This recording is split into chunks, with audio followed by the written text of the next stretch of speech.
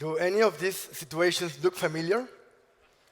Requests related to one's identity are so common in travel that have become almost an intrinsic part of this. This happens because we don't automatically trust each other, which is understandable, but it doesn't make for a great experience, at least not for the traveler. Now, from the travel provider perspective, one of the challenges is to provide a personalized experience, all while respecting privacy concerns coming from regulations, public opinion, and customers themselves. So, how does this all come together? And more importantly, what can we do about it? I'm Sebastian, co-founder of NeoKe, a young startup building an identity and trust platform for travel. We use self-sovereign identity technologies to give the user ownership over their own data, so much so that this data will be stored in their mobile phone only. This is good because of two reasons. One, the user will be able to reuse this information as many times as they want, with as many providers as they want. And two, privacy, because we'll remove the need for a central database containing sensitive information to serve as a bounty for cyber attackers. With this, we'll support interactions like hotel check-in or car key pickup to happen online and remotely, so that everything is ready by the time the user arrives. The first use case we are supporting is the hotel check-in experience. Earlier this year, we won a global hackathon organized by Microsoft in this regard, and it went so well that we're now finalizing the first implementation with a vacation rentals company in Spain, and shortly after that, with a hotel chain in Germany. So this is how it works.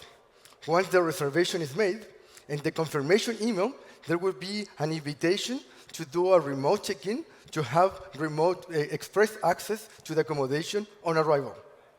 The user, when seeing this, will sign up by providing contact details and by validating their identity documents, which, as we said before, will be stored in their mobile phone.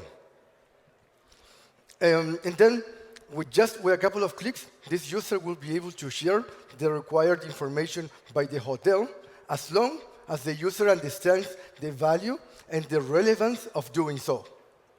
So thanks to this, the user will breeze through the front desk and have express access to the accommodation.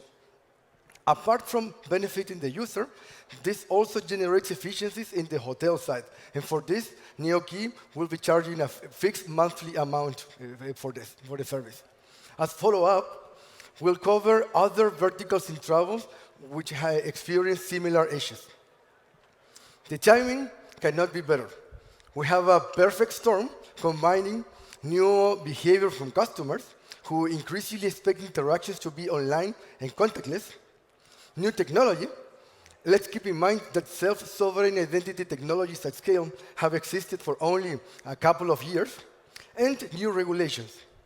Privacy and GDPR-like regulations are expanding to places like like China and California, and are also evolving into digital identity frameworks in places like Canada, Australia, and Europe.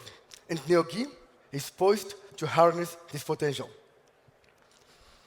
The opportunity is huge, and that's why we have assembled a killer team of travel experts from companies like Booking.com and IATA, and tech experts from companies like Tendermint and Microsoft to capture it.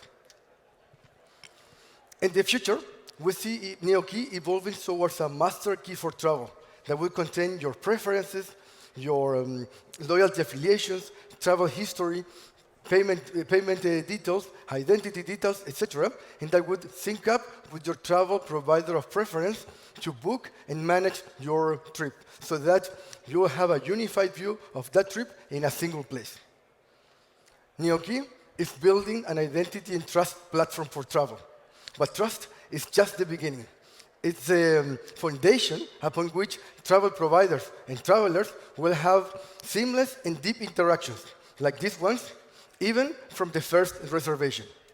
If this resonates with you and would like to discuss partnership opportunities, let's connect. Thank you. Nicely done, Sebastian. Audience, thumbs up, thumbs down. I think I see one thumbs down. Dragons, what did you think?